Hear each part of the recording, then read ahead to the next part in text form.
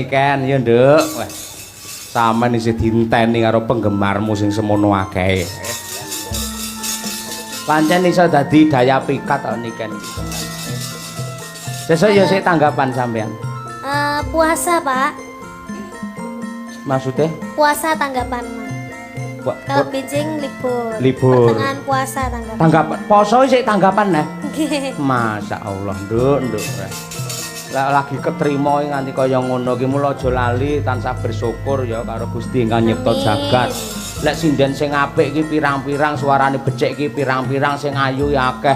Ning sing ketrima ditresnani karo sing gelar jagat kaya sampean iki langka nduk tenan. Mula ya Alhamdulillah. tenan awake dijaga tenan. Nggih. Aja lemu-lemu ya.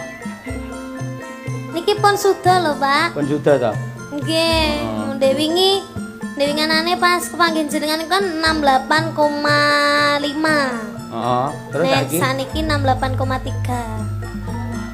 Sudah, Pak, punan. wong sudah komane. Ha iya.